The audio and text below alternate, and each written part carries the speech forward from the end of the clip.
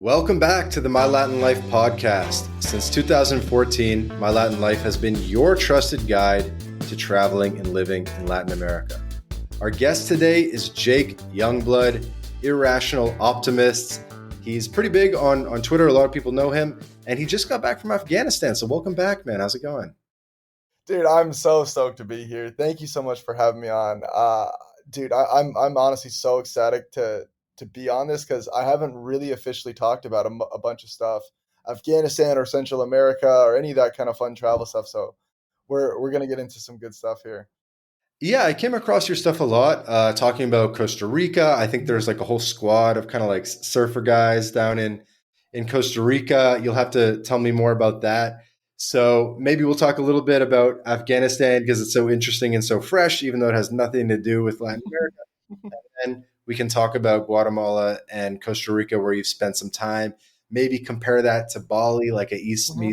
east versus west type of thing, Yeah. and just see where it takes us.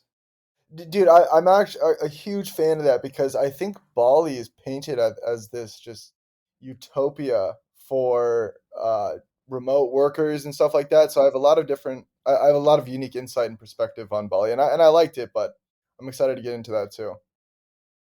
For sure. And so right now, are you in California or are you in Florida? Yes, yeah. So I'm from San Diego, and I recently moved back to San Diego about 6 months ago. I lived in Florida for about 4 years, which is basically Latin America and South Florida.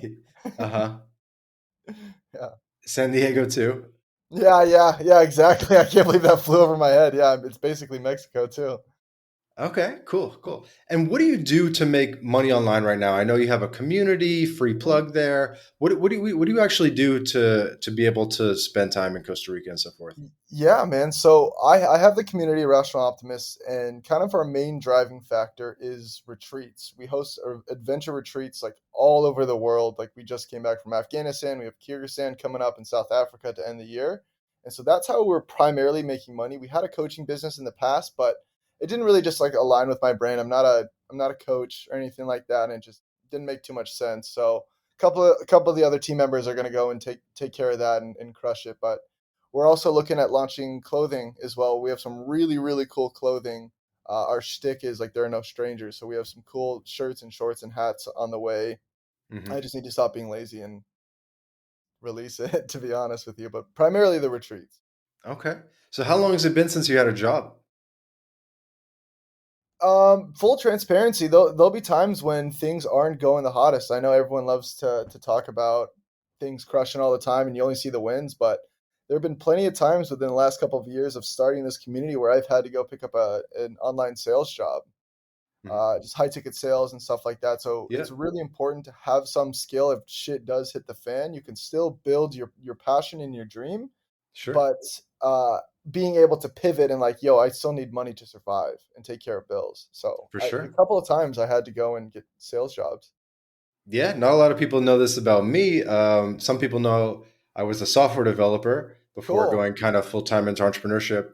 But on the side, I was doing high ticket sales as well. And I was a Mhm. closer because I didn't really have many calls as a software developer. So I had like a wide open calendar. And I had a buddy that had a high ticket sales agency. And he's like, hey, bro, Cool. do you want to close for my company? And so, yeah, I have some experience doing that as well.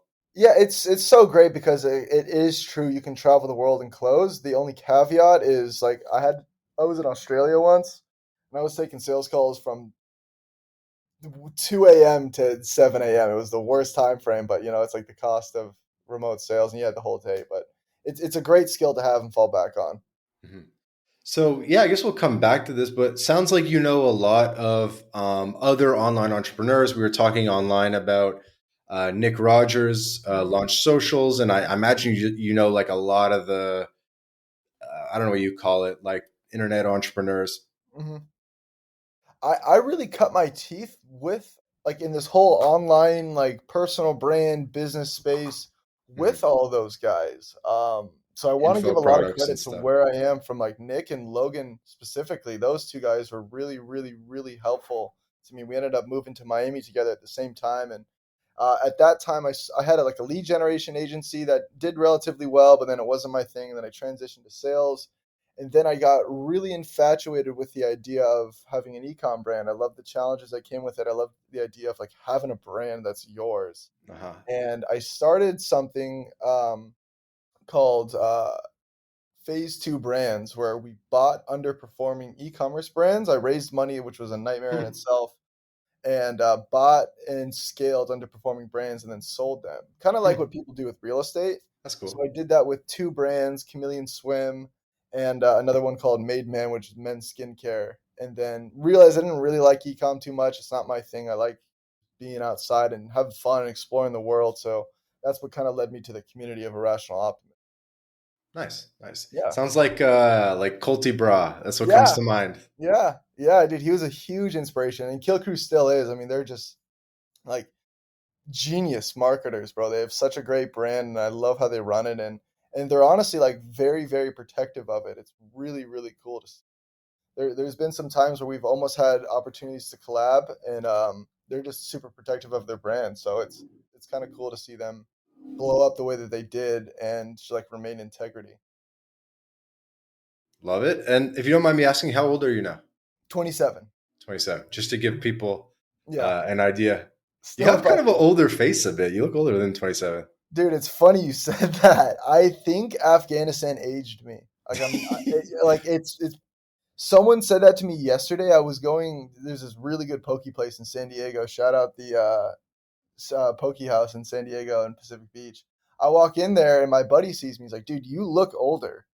And I was like, "Fuck, dude! I feel like I aged when I was over there." And then you said it. It's so No, funny. not in like a weathered way, like I don't even know, like a mature way. Oh, cool. I'll take that too, bro. Thank you.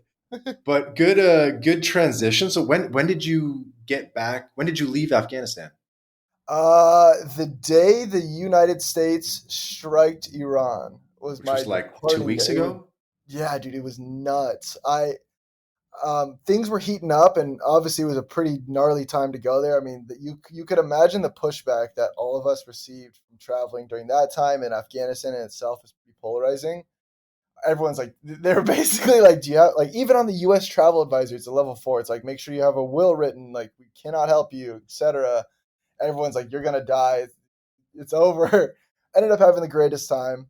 We wake up to the news of like the United States striked Iran. Everyone thought it was the start of World War III. And fortunately, we had no problems leaving Kabul to Dubai. But dude, so we fly over Iran, like it's on the route to Dubai. I Mm, saw fighter jets in the sky. I have a pretty crazy video of it on my phone because I was in the plane and in the distance it looked like there was a mountain higher than where we were flying, and I thought that was cool. And then I zoom in on the video, and then there's a fighter jet going like 10 times faster than us. It's pretty crazy. And then we landed, wow. and everything got canceled from Dubai, everything. So we waited there for 12 hours and got rerouted a bunch of times and finally flew through Turkey and Turkey to New York, then New York to Florida. Long trip. Yeah, it was nuts. It was a 60-hour travel day. Wow. Um, Pro tip for the audience: break that up. Get a hotel. Yeah, yeah. I wish we had spent some time in Turkey, dude. I don't know if you've ever been there, but it looked really cool. Even just the airport, it seems like a pretty Hmm. fascinating place. Hmm. And how long were you in Afghanistan in total? 8 days. I was there 8 days. for 8 days. Yeah, we were in Kabul for a couple days, and then there's a really famous area called Bamyan, which is through the Silk Road. Hmm. And we were there for about 2 days. This stunning blue lake, like Icelandic lake. It almost looked like the Grand Canyon, and then water from like Iceland in this Hmm. lake. It was nuts. And so we were there for And two I think days. I saw you with the photo in front of that with like a Yeah, M16 or yeah, something. you could drink that water, like Wow. just straight out. Like, even you're swimming in it, it was super clean. It was freezing cold too. And then went back to Kabul. Interesting. How did you choose that itinerary of all the potential itineraries in Afghanistan? I kind of always do my travel like this. I'll pretty much only go to a place if I know someone who's from that location. I've been pretty fortunate to travel a lot of places with someone who's from there. And like we'll get into Guatemala about that, how that started. But some guy commented on an Instagram post and he had like you know through like intuition and like physiognomy basically by someone's profile even you can be like, yeah, this person's legit. And he commented just like, you should come to Afghanistan. and I saw he had a ton of followers, and I DM'd him. I was like, "Is this for real?" Um, and we just developed a relationship. We talked about it for a couple months, and then brought a couple of the homies over there for a little mini retreat. And he had the whole itinerary set up because he's got a tourism agency over there. Mm, But he's from Northern California. He's got like dual citizenship, just like really, really unique situation. Just by chance, hmm. he found my profile. Okay. And so was this under the auspices of the Irrational Yeah. Optimist? As yeah. Oh yeah. Oh Okay. yeah. Yeah, man. You're just not afraid of lawsuits. Dude, it's funny too because I was even part of the objection handling. I had 10 people in total at first who were Hmm. going to go, and then one by one, everyone dropped like flies. It was just too much stress, and they were worried about it. And like, I'm not even making money at this point, just for transparency. So many people backed out and refunds and chargebacks and all that kind of stuff. Um, and I'm telling them, I'm speaking to parents and stuff. I was like, the risk for versus reward on this makes zero sense for me. God forbid something does happen. I don't have liability insurance. I don't have waivers. I'm not having people sign waivers on these trips and stuff like that. They're putting full faith in me. And if they come and God forbid something happens, I'm liable. So it's like, and on top of this, with so many people backing out, I'm paying an additional $3,000 out of pocket so we can cover just like accommodation, food, activities, and stuff like that, just so this trip can happen. It's like this isn't work. Like this doesn't make sense for anyone to do if it wasn't vetted to the extent that I did, and we just have no leverage in So how terms many of like people went? saying that. Myself, I have a videographer who's awesome. His name is Calvin Colton, another great, great, great, great guy. He was on our previous Morocco trip, and Kale, another really good friend of mine. So just four of us. Hmm. You probably don't want too many people, right? Because then you can I sort of think move more agile and stuff. exactly, bro. I think it worked out perfectly because we're gonna run it back, dude. So hear this. So the videos have been going so nuts, and I've been fortunately getting connected to some pretty substantial YouTubers and stuff like that. Do you know who Tommy G is? Tommy G rings He'll a go bell. to like crazy I places. know Lord Miles. Yeah, yeah. So he followed me too. Like I got connected to all these crazy people, and we're gonna be going back in February. I'm gonna film a YouTube video with Tommy, and then host another retreat. And I've had a ton of people reach out, like, "All right, this looked epic. I'm glad you did it. It's safe, and like we're down to go the next time." So it worked out good, and so we can kind of see the land, get what it's like. So it's not like the first time for me when I'm there. Oh yeah, I know this Tommy G guy. Yeah, Yeah, yeah. dude. So I got off the phone with him like, dude, maybe an hour ago, and we're planning a YouTube video together out there. Yeah, I just found this guy recently from his videos with the New York street The gangs drivers. and stuff, yeah, the Yeah, street drivers swimming, squeeze bends. Yeah, yeah. he's just like awesome. And dude, he was so nice on the phone, like so genuine. You can hear the intellect in even just in his curiosity and how we were talking. Hmm. Was really generous. Like, hey, I know you're starting out YouTube. If I can help in any way, blah blah blah blah blah. Just like all around great dude. And it's always good when you meet those people, and it's like, all right, I'm glad I like this guy because he's also like that behind the scenes too. Because I'm sure you've heard and seen plenty of situations where it's like, all right, this guy's great online, and you meet him in person, it's like, dude, this kid's a wet noodle. It's just like, Yeah, video helps overcome that. It's like definitely mhm, a layer above Twitter or something. yeah. Okay, so is that a direction you're trying to go with things? Is like kind of build out the YouTube? I think that makes the most sense. We have some pretty substantial plans for the community, and I think Latin America is actually going to be a big part of this. Hmm. I'll kind of divert for a quick sec. The macro plan is for us to start a new country, and to build up to that is like, Okay. yeah, is have like land and different satellite houses to start and have people live together and build communities within, like people from Irrational Optimism. But the thing that we're obviously lacking is eyeballs and traffic. So it's like, what can we do to get the message out there and also prove that the world isn't as scary as it is? Um, just through content. Content is king right now. Definitely. And what is Youngblood mean? What's with that? It's Is my that your middle real name. last name? Yeah, it's real. It's my real Okay. middle name. It's Dutch. It's from my mom. It's my Ah, mom's side, and funny enough, the pedigree of that is goes all the way to Patrick Henry. If you're familiar with him, the "Give me liberty or give me death." So okay. from my mom's side, um, yeah, it's Dutch, and just English translation of it is Youngblood.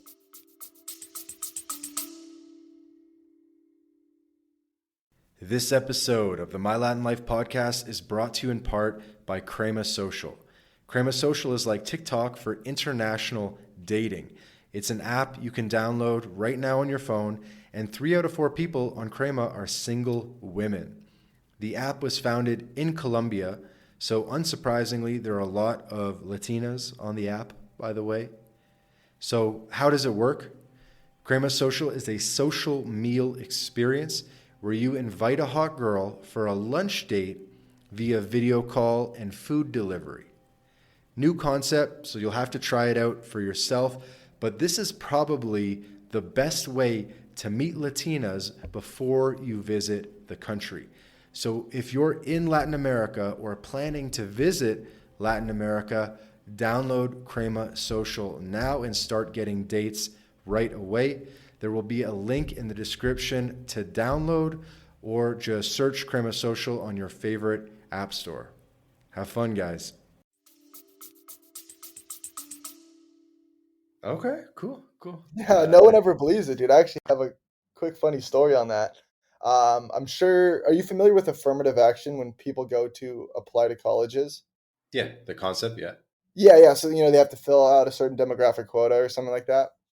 When I was in high school, I had good grades, but not good enough to be a significant person. Like I did really well junior year, then senior year, I just kind of fucked off. I don't even care about school.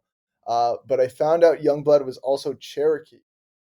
And so I applied to all these Ivy League schools under the guise of Youngblood as a Native American. And I found out even if you have 2.8 or something, you're getting into big schools just through filling the demographic quota. And I applied to all of them. I got into a lot of them, but with being a Native American, but I didn't get too far when they asked for proof of the green card and stuff like that. So Sure. I yeah, wonder what Elizabeth Warren did. yeah, exactly. Okay. Pocahontas. Cool. Good last name. And then this is like some sort of stylistic thing to like leave off the syllables. You and Nick Rogers do it, and maybe a Yeah, couple others. yeah. I think what actually started that on my end, one of my earliest careers is I was a DJ and a producer, and everyone needed a cool alias at the Hmm. time, and taking out the vowels and syllables and stuff like that was the thing to do at the time. So it was Youngblood Music was my Yeah. alias. Okay. Yeah. Vowels is the word I was looking for there. Okay. Cool. Shit. How much detail we want to go in about Afghanistan? We got to do a little bit more. So I don't know. I guess run me through what went down.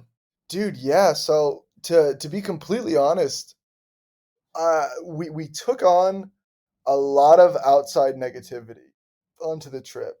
And I'm pretty resilient in a lot of senses where if I have my mindset on something, I'm just gonna do it and like ask for forgiveness later. But it was weeks upon weeks of just at once everyone found out, and then family found out, and then friends of family, and then people on the retreat, and then I have to keep it together for the people on the retreat. It like wore me down, and it was like driving to the airport to go to Kabul from Florida. I was like, all right, I'm starting to get a little nervous about this. Like maybe there is some reason why everyone's freaking out. Ended up being, I mean, at this point, I was like, I couldn't not do it. So I obviously still fucking went. And we landed, and the airport was fucking a nightmare. Um, The Kabul airport. yeah, dude. So that was the same famous airport, where the U.S. flew out of, and you saw all the people falling from the plane. I actually found a rug maker who here, let me. I'll find it later, but they make these like rugs. Like there's the 9/11 rugs, there's the AK-47 rugs, and there was one that was called the Fall of Afghanistan. It was a plane on a rug of people falling off. But we see like U.S. helicopters, Apaches, planes at the airport still, and we land, and it's basically like a room, like a building in a room that they took us to, and customs was all over the place. But it was the first time I'd ever been in a situation where I'm traveling somewhere, and the only white people on there are like Red Cross or NGOs, and the first time I've ever been asked is like, "Do you have a United Nations passport?" I was like, "All right, I'm in it now." Is that a thing? UN Yeah, pass? I didn't even and know that. I was like, "No, I'm just here for tourism." Yeah. And the whole airport was chaos, and your first time interacting with the Taliban, and but dude, like not once were we in danger, or did someone act up, or did we feel unsafe, or did we be treated. Everyone was so welcoming and so hospitable, and the food was delicious. Dude, also like they have checkpoints all over the city, Hmm. even like within the city and outside. They're just their security is tight now. It's the first time they've had peace and structure in Afghanistan in over 40 years. So it's like there's finally some order, and so they want to keep that. And every time that we stopped at a checkpoint, they would see Americans, and we obviously don't look Afghan, even though the demographic is all over the place over there. Um, they would see our passports, and the Taliban would literally make sure our guide. They'd be like, "Yo, are you like making sure these guys are having a good time?" And we met high officials, tourism officials of the Taliban. We met assassins in the Taliban. We met people who were. We met this guy named the Sword of God, like the Sword of Allah. And, I mean, this guy was probably special forces. I mean, we weren't even allowed to film him. This guy was like he looked like Dan Bilzerian too. Funny enough, this guy looked exactly like Dan Bilzerian, and this guy was like 6'4", monster of a guy, and he was like a freedom fighter. Just has crazy stories, and they were all just like, "Yo, are you guys having fun? Like, thanks for being here." And it was an extraordinary experience. What were some things that, like cultural shocks or things that impacted you? You know what, dude? So are you from the States? Yeah, yeah. Canada, Yeah, Canada, U.S., there Toronto, you go. Boston. Yeah, 51st. yeah, yeah, yeah.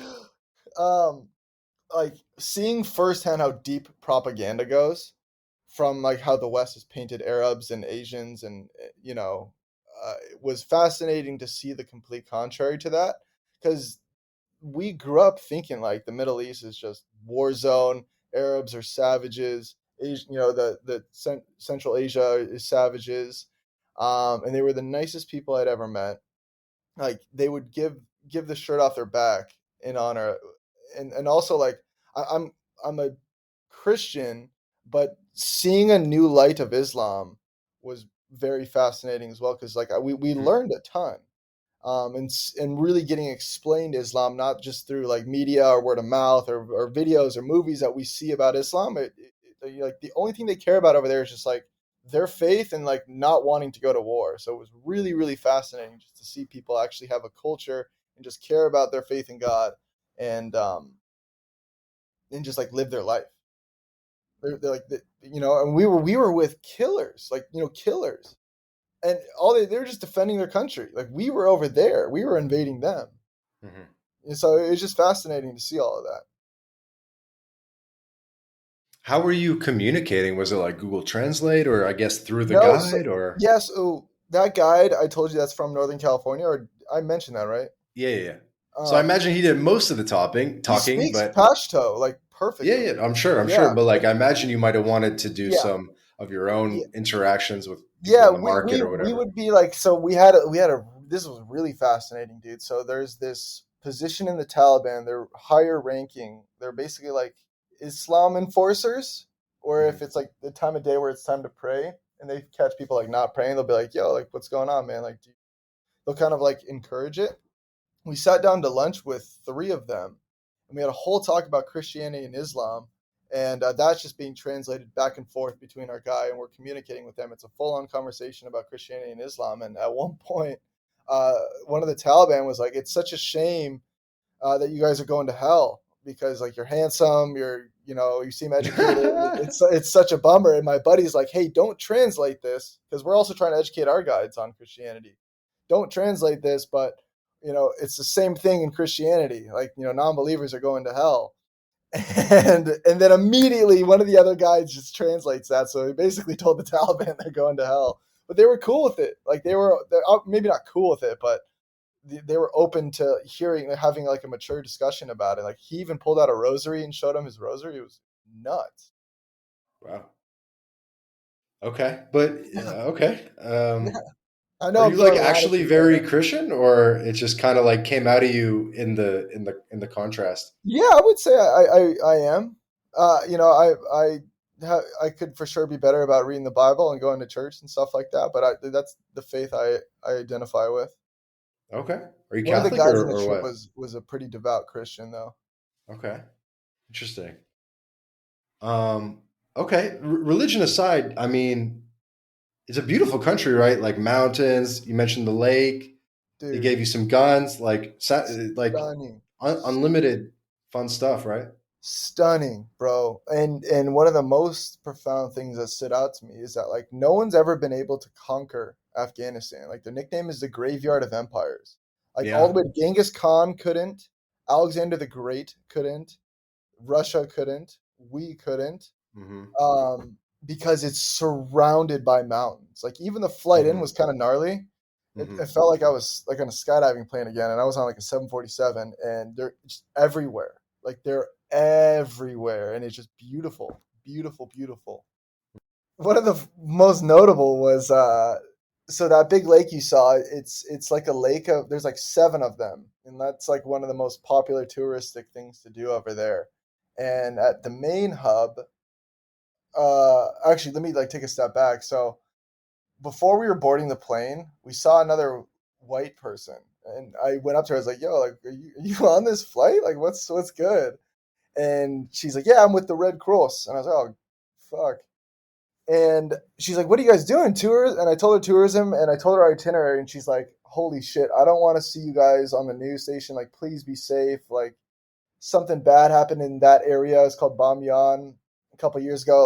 Like there was a terrorist attack through Mm-hmm. ISIS that killed like seven Spanish tourists. She's like, Wow. we're not even allowed to go over there. And then so fast forward, we went there, and it was like, what? This is fine. And there was this whole row at one of the other lakes near like the markets was a swan boat. And so you see all these bearded, menacing looking dudes on these swan boats, just like having fun, drinking tea, and like they have their AKs in the boats, and it was just swan boats in this beautiful lake, looked like the Grand Canyon, with just these bearded guys in Afghan clothing, just like having fun. It was pretty crazy. Nice. Some good hikes, I'm sure. Yeah, yeah, yeah. We I'm didn't do sure if you went too hiking. much, but I mean, it's Probably dangerous. I'm looking at Bamyan on a map here. It's not too far from Kabul. yeah, but it wasn't too bad. So this is actually another crazy thing. On the drive there, it was like about a 4 hour drive. We're passing through this area, and the road would be perfectly paved, and then you'd see a bunch of like rubble on the road, like in a strip, like consecutively, like five and then 10. It was just Mm-hmm. there. They used to all be U.S. IEDs and mines that exploded there. Mm-hmm. It's pretty cool. Trippy. Random question. So you're so people can't see you on video. We're recording Oh, audio only. But you're fully clean shaven. I imagine in Afghanistan everybody had a beard. Did they comment on that or? yeah. So I actually shaved before this because I thought this was on video. I mean, Okay. dude, yeah. I mean that's super important in Islam is to have the beard, or at least in Afghanistan. I'm not sure, so don't kill me if that's completely wrong.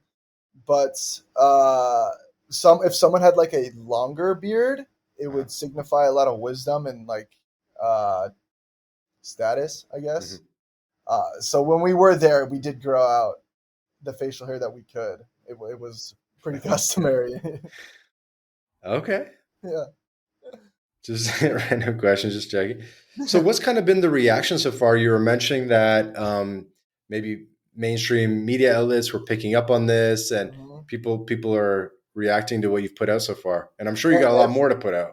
Yeah, oh yeah, tons, bro. But one of the main things is I wasn't expecting it to be this beautiful, and like it looks so fun. The food looks delicious, and wow, you're with the Taliban. Just a lot of like surface level like wow factors. Hmm. A couple of the main things that we get is the women. That's a hot topic. Where's we any video you've seen of mine, you'll see comments like "Where are the women?" Blah blah blah blah, and was just like it's weird to film women in like any country. Like I'm not gonna go to Mexico and just start filming women. They might be a little bit more used to it, but over Right, there they're like pretty right. protective over their women in like a good way. I know it's a really controversial and complicated situation, but we saw women not even wearing full burqas. Like for the most part, we didn't. And then we saw women own businesses, and then there was also plenty of parks and situations where it was like just for women and families to go to, so no one bothers them or anything like that. And so again, it's like I think it's difficult for people to comprehend a non-westernized view of like protecting their women and like not having them just be objects, and and Mm. so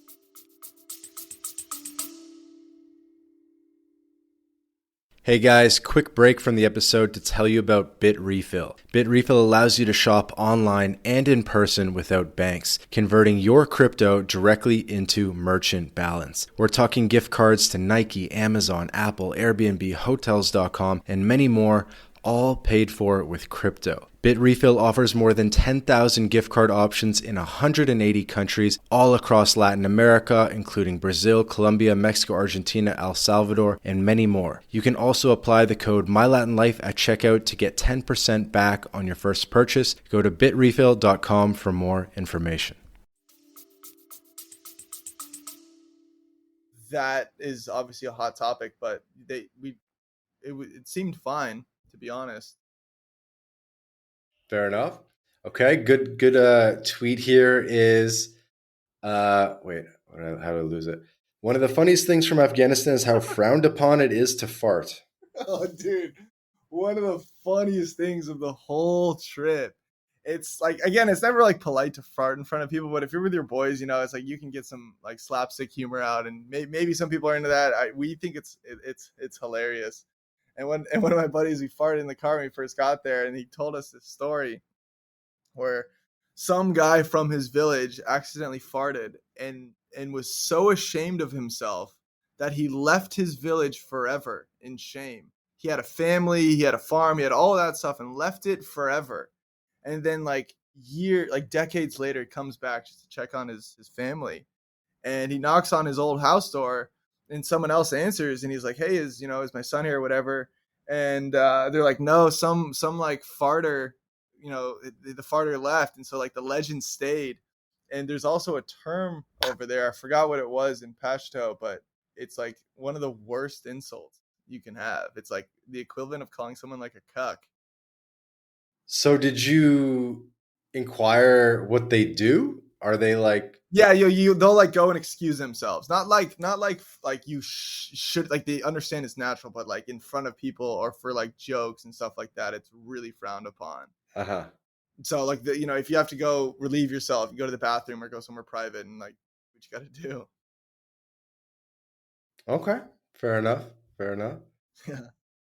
And we, Uh we would ask them at certain points, like we had the picnic with the sword of God. We would just for fun. It's like, what would happen if we just farted out in front of like 20 of the Taliban? They said it would ruin everything. hmm. One other guy I follow as well is the Rogue Frontier Philosophy guy, Yeah. who I'm guessing you're doing the Kyrgyzstan trip with. Yep. Was he on this Afghanistan one? He was not, but he is an awesome, awesome guy. Like really well educated. He's got a fascinating story in itself. Um, he married into a local, I believe, in Kyrgyzstan and speaks some of the language, and he's going to be a huge contributing factor to being one of the guides on this trip as well. But awesome, awesome, awesome guy. Yeah, that guy seems to have it down for sure. Yeah. Okay, cool. Um, Anything else you wanted to mention before we maybe switch gears to Latin America? No, that's the most notable I can think of. I love one thing I like how Lord Miles, who maybe a lot of listeners know, he like I guess he has the merch. He has like these Mm-hmm. I forget what he has like the Patches. rugs, fridge magnets or patches. Yeah, he's got the patches. Did you pick up any souvenirs like that? I did actually. You want to see it real quick? Do you mind if I could just grab it? Yeah, sure. I got a rug. I got an AK-47 rug. AK-47. That's nice. Isn't that pretty cool? Yeah. So for the people watching, they're really there's a there's like one specific store in Kabul where this guy makes handmade rugs of just like propaganda Afghanistan, like AK-47, 9/11, the fall of Afghanistan with the US plane, people falling off of it, and just like a lot of really polarizing rugs. So I had to get one. It was like $30 too, and it was super nice. That's cool. All right. Well, yeah. Switching gears to Latin America a little bit. Bam, bam, bam, bam. There's no actual. Um, so Where to start? I mean, maybe talk about kind of coming back to your philosophy of going where you already know people, which I think is Mhm. a really good way to do things. Maybe just tell me how that kind of one thing led to another with Guatemala there. Yeah, yeah, of course. So, from the community I started, Irrational Optimism, I had met some really great people, and I had one guy in particular reach out. His name is Steven. Big shout out to Steven. He's an amazing dude, an amazing family from Guatemala. And we were just bonding over extreme sports and skydiving and stuff like that.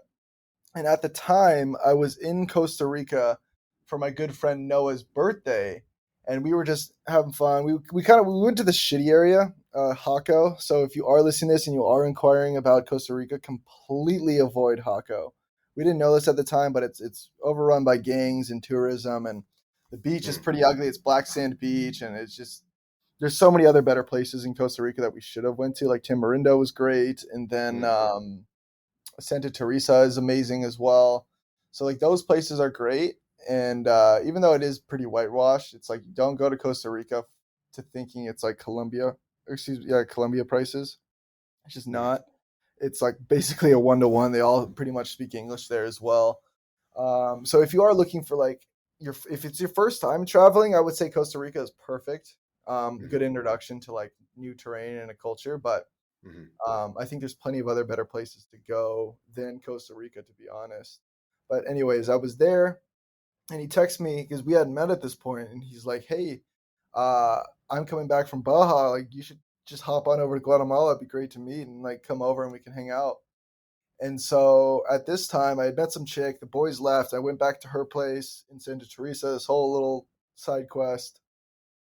This is actually a funny story. We were on this boat party with all our friends. I jump in the water and I cut my foot on this rock. So I'm kind of like running through this story and just like remember that I cut my foot on this rock. Hmm. And the day I'm supposed to fly to Guatemala, my foot has ballooned. And I thought that I had stepped on a scorpion through my shoes because that was a thing over there. And I took an antihistamine and it went down whatever, but there was still this little like mound on top of my foot. Anyways, I fly to Guatemala. He picks me up, and as soon as I leave the plane, there's someone waiting there for a sign with me. Not like how after you get your bag and stuff like that. It was like right after the plane. It's a Jake Youngblood, and I follow that. I go the complete opposite way of where everyone else is going, and I get put in this room and just bypass all the security. They already had my passport and stuff like that because I sent it to him ahead of time.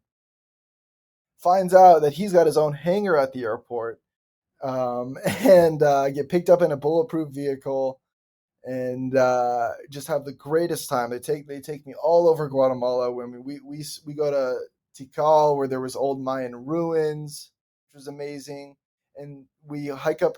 One of their famous things is the volcanoes over there. So we hike up one of an active volcano, come down, and my foot is still in a lot of pain. And when we get to his grandma's house in Antigua, she looks at my foot and it's bleeding everywhere. And she's like, "Hey, we need to take a look at this." Long story short, she pops it and does what she needs to do on it. And she finds live bugs in my feet. Jeez. It was fucking nuts. Um, it was good getting that out. And then after that, he's got a beautiful property out on this farm in the land. And we just had a really good time over there, bro. I got to see a lot of Guatemala.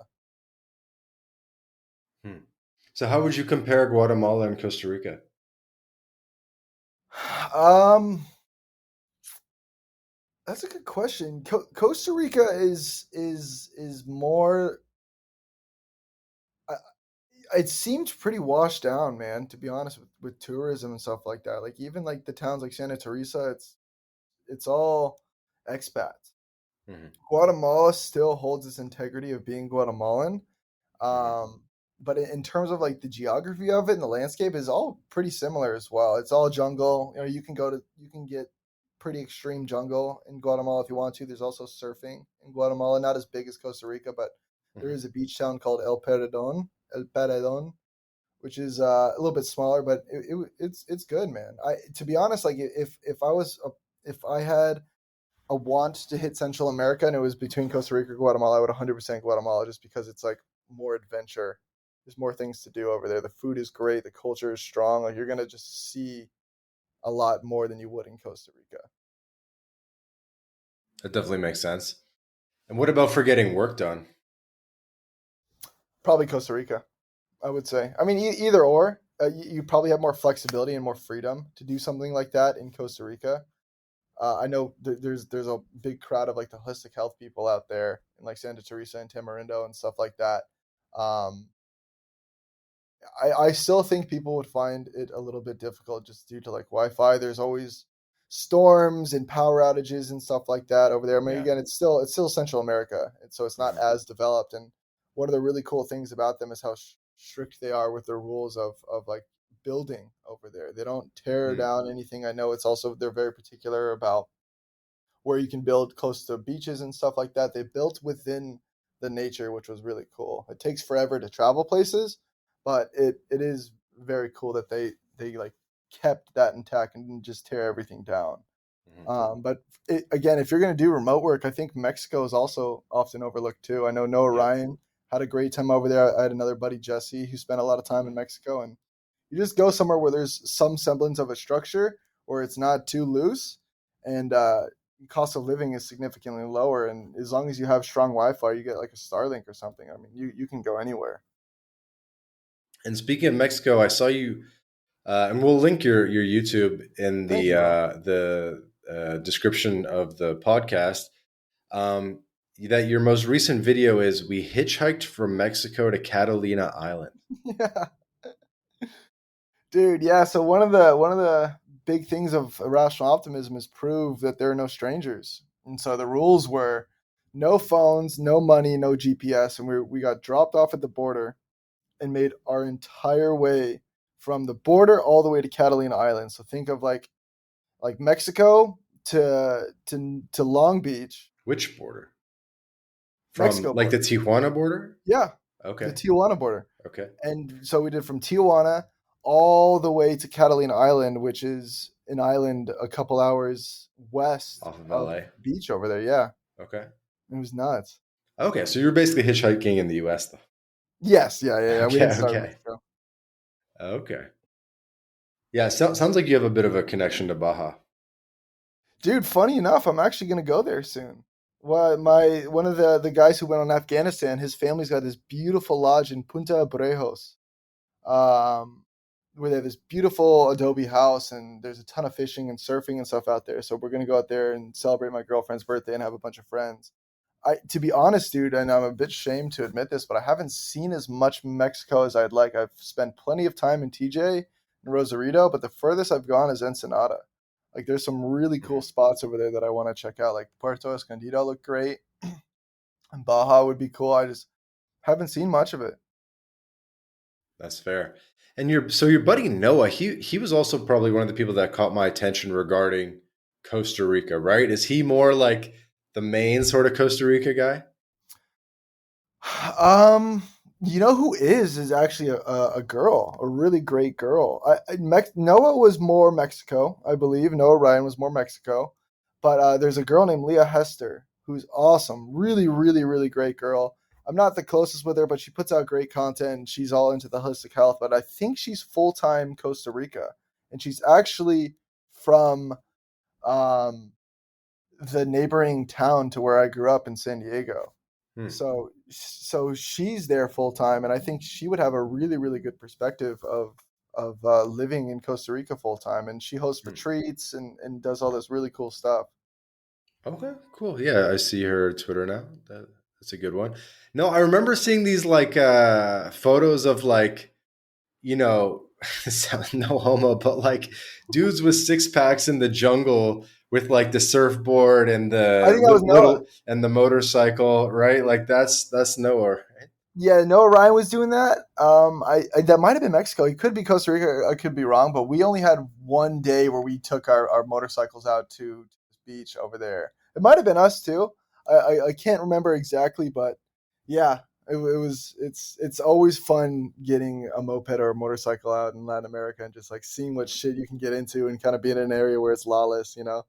There's definitely countries or areas of Latin America that a moped is going to work better than others. I think the place it probably works best is those kind of like jungle beach towns. Yeah, for sure. I mean, dude, Bali was the exact. I know you wanted to talk a little bit about Bali, but Bali is the exact same way. Dude, it like the first time I like I rode over there, it felt like Mario Kart. It was unbelievable. Like the roads were built specifically just for mopeds, and you're cutting in between buildings and rivers and rice fields, and it was just like stunning. And then you see all these other people doing it. It was crazy. It was So how crazy. co- how would you kind of compare? Like, how much? Just for some context, like how much time have you spent in Central America in total? You think? I spent a significant amount of time in Guatemala. I would say probably 3 to 6 months. I guess significant in my terms. It's not bad, yeah. Um, Mainly at Steven's property, the farm. We were just doing content, fucking around, riding horses, shooting guns. I mean, he's got a gun range on his property, a drop Wow, zone on his property for skydiving, wow. um, dirt bikes, waterfalls. So we spent a lot of time just like having fun out there. So definitely more in Guatemala, and then Bali. I spent about a month there. Hmm. And when you tell people like, yeah, I've been in Guatemala for months, are they kind of like, what's that all about? Yeah, dude. So again, it was like I was just very fortunate to meet someone that was so generous to host us for that long. I mean, dude, he has a traveling staff. I mean, he has a full-time private chef, laundry, like all that kind of Jeez. stuff. So we were really living in paradise. I mean, the property they had has this view of these two stunning volcanoes, waterfalls on their property, and they have plenty of these dirt bike trails that will go, and horses and ATVs, and sometimes like special forces from the U.S. will go and train there on their What? property. So there were just like endless things to do if you like to be outside. So And it was is this really guy just like Guatemalan descent or something, but yes, he's yeah, American? yeah. He's got a dual citizenship. His mom is Croatian and his dad is Guatemalan. Wow. Yeah, Wow. That guy yeah, must have game. The dude. dad. Dude, their family's beautiful too. It's crazy. Yeah, like yeah, it was nuts, man. And they're very, very wonderful people. And yeah, we just had such a good time. We were just fucking around. So like I might not have the best insight for someone who's traveling there. I got again very lucky with the friend I have, Hmm. but we still saw a lot of the country. Like they were very, very generous with like having their bodyguards take us to go see the rest of the country. Like we've gone to Antigua, we've done the volcano hike.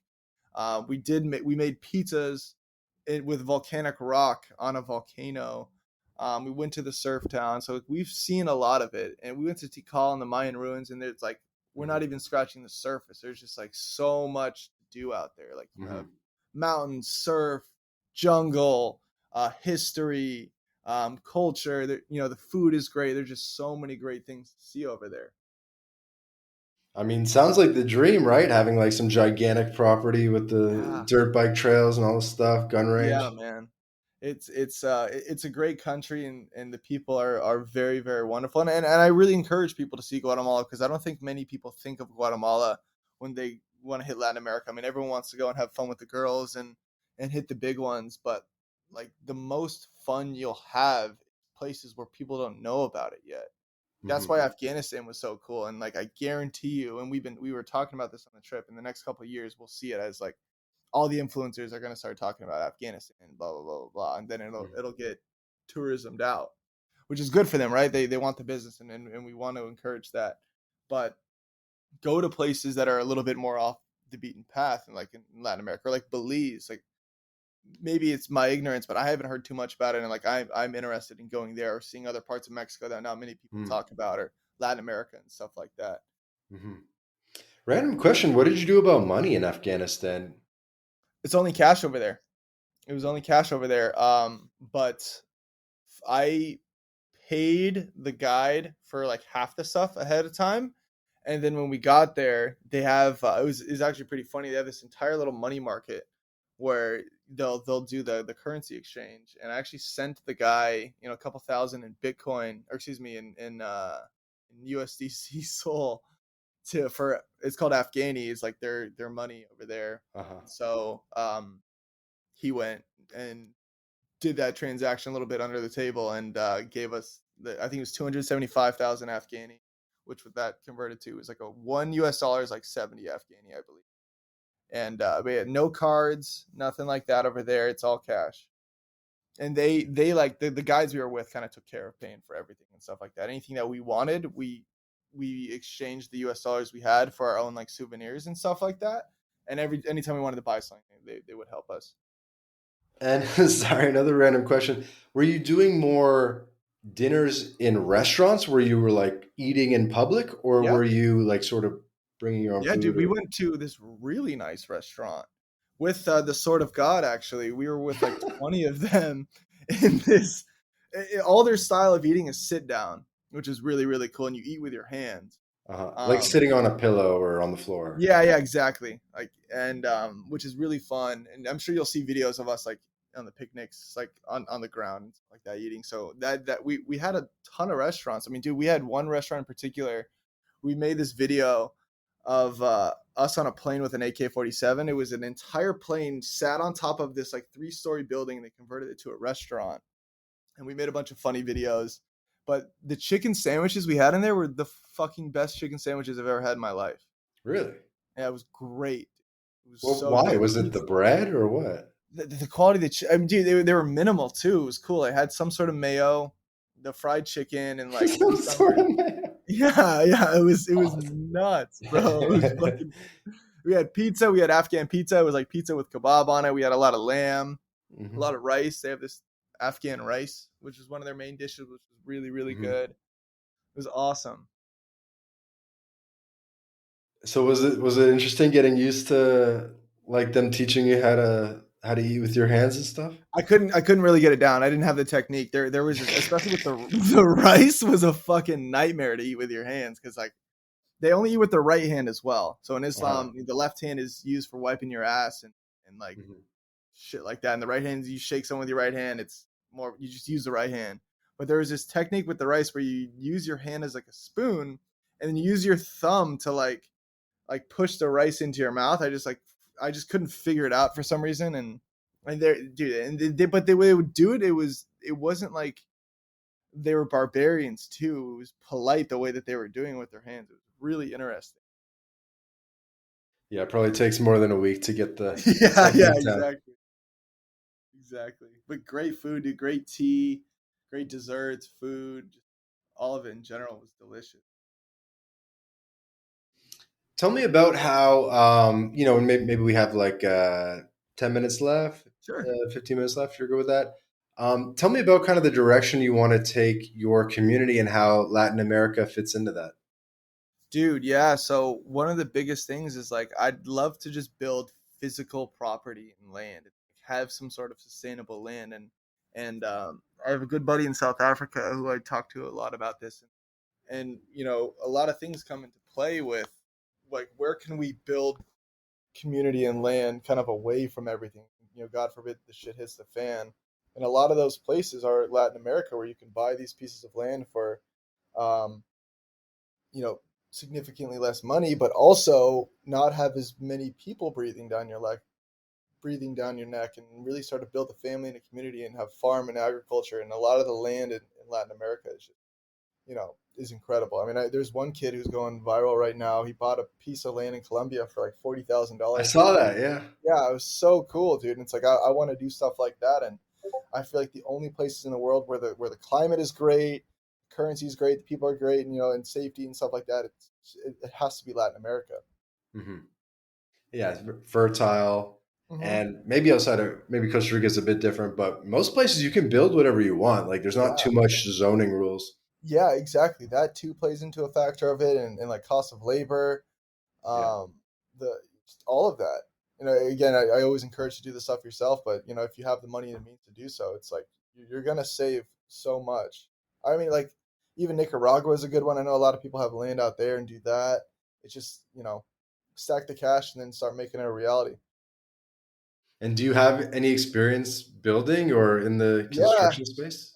My last real normal job, and I have a lot of respect for people who do this. I was an electrician. Oh, really? Okay. Yeah. Sorry, just fucking random people were like, "Yo, the Daily Mail just posted you." People I haven't Boom. heard from in like forever. Um, yeah, so I used to be an electrician. I was a commercial electrician. That was my main career path. That made sense at the time because that had the route of entrepreneurship of starting your own contracting business at the end. And when I For did sure. commercial, I didn't just do like electrical stuff. I learned rudimentary carpentry, a little bit of plumbing and stuff like that, being in these bigger projects. So I wouldn't say I'm by any means a great electrician, but I'm handy enough where I can do stuff my own, or if someone needed help or like a handyman they didn't understand how to put in an outlet or wire something, I can do that. Hmm. Rudimentary, good word. I haven't heard that in a while. Thank you. Uh, and so bring me from land and small community to country, because maybe you don't know this, but on this podcast, we've interviewed a lot of people involved in starting countries and stuff. Like maybe you've heard of, Praxis. pardon? Praxis. Praxis. Which one's Praxis? That's Okay, well, the, never mind. I'll tell you. I don't mean to interrupt. I would love to hear where you're going, and then I can. yeah, no, that rings a bell, but there's Prospera in Honduras. There's Oh, I've Liber. heard of Prospera. There's Lieberland in Europe. There's a whole bunch of these. We had interviewed one guy who's building like a country at sea. So I've had like people who do what's called free private cities. We've had Cool, on, and people who talk about special economic zones like cool. SEZs, which can kind of be like sort of semi-autonomous. So we've had a lot of people on to talk about different aspects of this, but I'd be curious to hear what you're kind of cooking up. Dude, that's amazing. I'll probably follow up with you after this too. I'd love to just if you could link me those too. It'd be great to hear their insights on all that. It's really fascinating. But it's kind of one of those just like dream as big as you can type of things, and slowly by slowly, it seems to be becoming a reality. It's like there's really nothing like we can't really do, so might as well do something just egregious. But it's really just an opportunity and a hope that the community grows so big that we have a physical location of something where people can have their families and communities and build wealth and completely sovereign state somewhere out there. I know there's islands for sale. There's plenty of ways to go about it. It's just a matter of traffic, support, and money. And that's why it's like right now we're trying to do the traffic, and then once you have the traffic and the community stronger, then you can start raising VC funds and go from there. Mm-hmm. So that's pretty much the goal. It's pretty simpleton right now. I haven't thought too much about it. I didn't want to put the cart before the horse too much, but it's like the big macro plan here is to do something like that because the community was magical online when it first started, and then there's more magic in person. So that was when I started the retreats. Like, how can I bring this in person? And then it's like, all right, making all these wonderful friends. What can I do to see you guys more often, and how can we make that sustainable? And then it's like, all right, next step is like real estate. Let's buy some property, and then maybe land in a community. And then once it gets so overwhelming, it's like, all right, let's fucking go to war, start a community or a country. And I imagine most people from San Diego don't want to, start hippie communities in Central America. What's kind of, I guess, how did you kind of get there in terms of making this a priority in your life? Uh, so also real quick, I wouldn't say it was hippie because Yeah. it was close, Hippie close, close. capitalist. There you go. We still want to maintain some like who we are, right? Uh-huh. Because like the hippie communities are they all suck in my opinion, right? No hate on anyone, but how did it come about? I'm sorry, what was the question? Yeah, kind of. I guess, why do you feel like you need a country to get where you want to go? Great question. I think more and more every day people are realizing the West isn't as magical as we think it is, and there's a lot less freedom and suppression, food, It just was resource. magical till they ruined it, but yeah. Yeah, exactly. So exactly, and we all know where that stemmed from. But it's just I personally believe with my belief system and my morale and the people I have very fortunately in my life. I think that we could build something much more of a utopia than like where everything is going. And like I want to have like a big family, and I don't Mhm. want it to be difficult to raise kids in a society where I that hear you. it's Yeah, yeah. I'm actually curious about the retreat, so maybe we'll make that kind of like the last sort of mini topic before we wrap up. People have been telling me this for a long time, because I'll do meetups if I'm in whatever, Mexico City or Paraguay or Panama or whatever.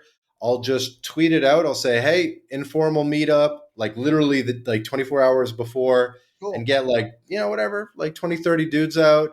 Cool. just like-minded, kind of Yeah. digital nomad expat types. Everyone's pretty like-minded, right? Yeah. And yeah, it's good. And then so people, I've already been kind of talking to people about doing the retreats. I've been kind of slacking on it, honestly. Um, Maybe I was just like, am I really going to be able to sign up like 15 people at whatever, You'd be surprised. at I a think you should. $2,000 price tag or whatever it is? But I think I really encourage you to do it, bro. It's one of the most gratifying things I've ever done in my life. so Sorry, I didn't mean to cut what you off. makes a good retreat, or like yeah, tell me about that, because you've run a couple already. Like, what have you Yeah. kind of learned about it so far to make So it better much. for next time? So much. I mean, every time is such a great learning experience. I mean, in a lot of ways, you become a parent. And I know that you're going to be like you yourself are very self-sustained of traveling, well traveling. Latin America in itself is like you conquer that. You're a gaucho at that point. So you're well traveled. I think not there's so much to talk about with this, but people in itself you might have to handhold a little bit more than you might think. So being really attentive to people's like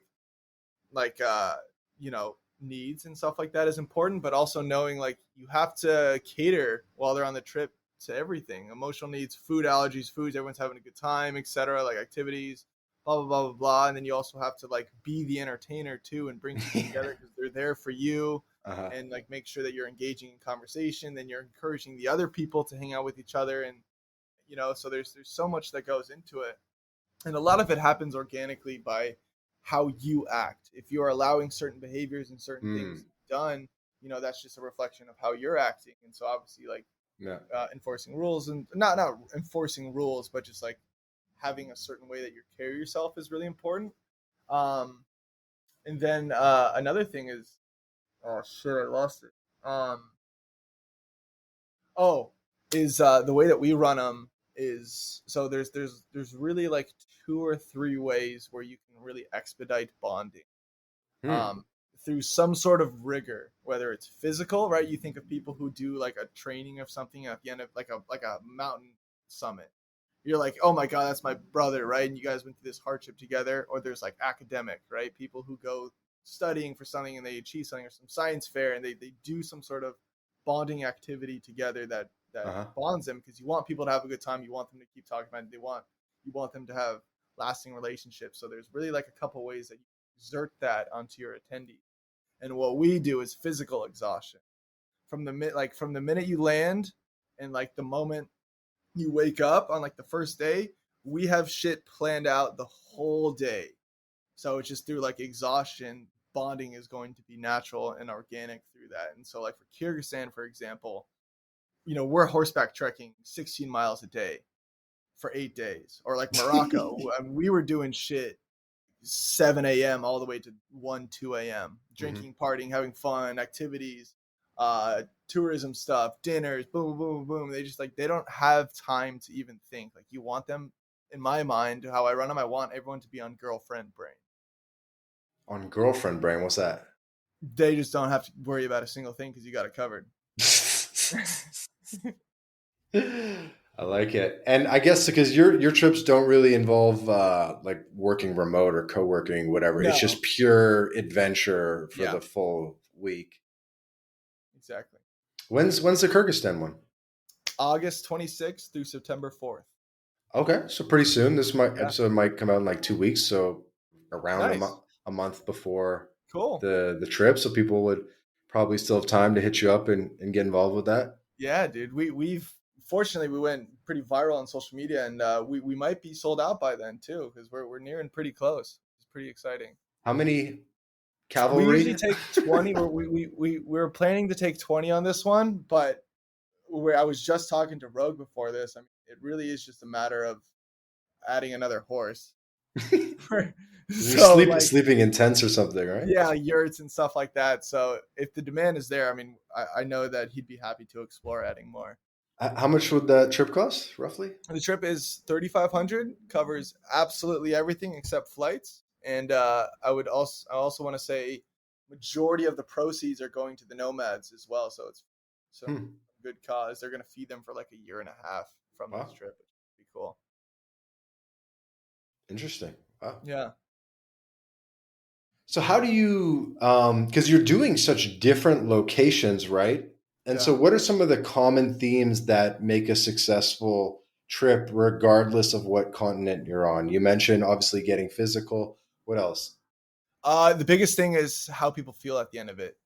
We are yet to have a retreat where someone hasn't shared that this was a significant moment in their life, or changed their life, which is obviously what we want to go for. We really just like want to show people exotic locations with great people and just like have fun. Like we create an environment where people can unapologetically be themselves with like-minded people. And like to me, like a good retreat is like if everyone has a good time, to be honest. Hmm, I've never really deeply thought about that, which is pretty interesting. I'll have to have some more of a think on that. But I guess right now I would just say is, did like were you a better person after going on this? Like, did you learn a lot and have like meet great people? Then like yeah, that's we've cool. had businesses start because of these retreats. People they've met. We've had people live together, still talk, go on trips, travel. People start dating. Like there's just so much substance that happens from it. So as long as those little milestones are happening. For you personally, what was the most impactful trip you ever had? Um, Probably Morocco. I did that with Ego. He's on Twitter, an amazing guy, and it was like our first real big retreat. I mean, dude, we got 30 people to fly to Africa, which I thought was a pretty big deal for me at the time, and just how special it was that we did that, and how much of an impact it was for him and myself, and what we were able to achieve. That one was really special. That's sick, man. And people are gonna have to. I know there's a video about that one on your YouTube channel. Yeah, yeah. So I'm sure you're going to crack 1,000 subs as the Daily That's the Mail goal, man. story Thank you. goes and all that. And then once you hit 1,000, like the rest is history. Yeah, I'm excited, man. I appreciate that. So we'll get to wrapping up. Take this time to let people know where they can find you, Sure. get in touch with you. Any Yeah. final message you want to share with the audience? Yeah, I mean, just last thing I want to say is like, big thank you to you to having me on here, and I had a great time chatting, and thank you everyone for listening too. I appreciate my sporadicness of stories and candor here, but I'm always open to meeting new people too. So don't be a stranger if you want to reach out and ask questions about anything or just be a homie. It's Jake Youngblood, Yngblood on every platform, and I check them all and too much, so I'm pretty accessible. But yeah, I mean, I'm always happy to meet someone new, and have you on a retreat or join IO. It's completely free. And yeah, thanks again. Absolutely. Well, this has been another episode of the My Latin Life podcast. Again, our guest today, Jake Youngblood. Link will be in the description for all his socials. And by the way, Jake, when we say bye, hold on for like 2 seconds so the audio can upload. But yeah, for the audience, please subscribe to the podcast, Apple Podcasts, Spotify, whatever your preferred podcast player is. Leave a review, helps us grow the show. We put out 2 episodes a week with amazing guests like Jake, and you won't want to miss an episode. Ciao for now.